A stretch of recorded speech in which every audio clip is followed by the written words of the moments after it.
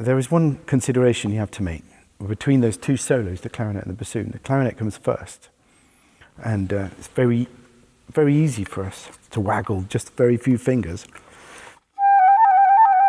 It's easy to do, but for the bassoon, there's a hell of a lot that's going on mechanically. And so you've got to be kind of kind to your colleagues. You can't just rattle it off selfishly. You've got to do it in a way that has consideration for your fellow woodwind player.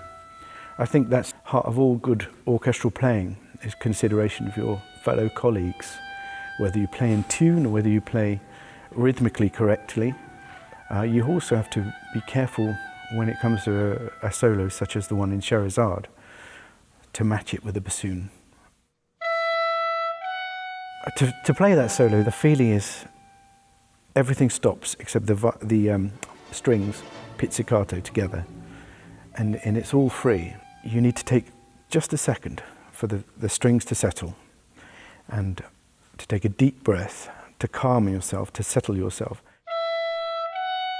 The difficulty comes in timing yourself complete with the conductor, or them timing themselves with you.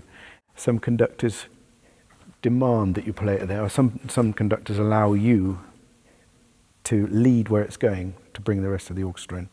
I like it when it's kind of halfway between us, the both of us, communication between the both of us.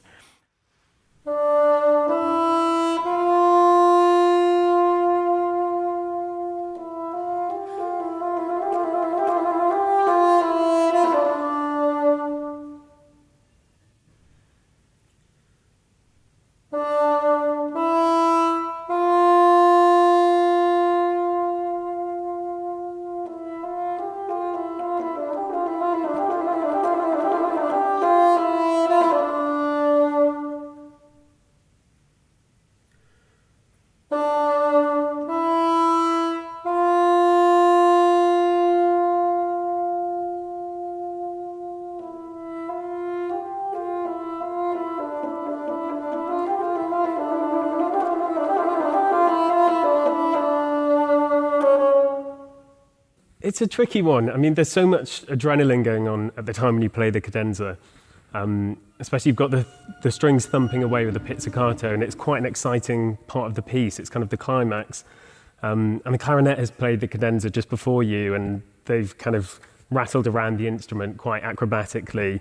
So you feel the need to match it. So, I mean, you have to kind of steady yourself, because otherwise you just let your fingers run away with you.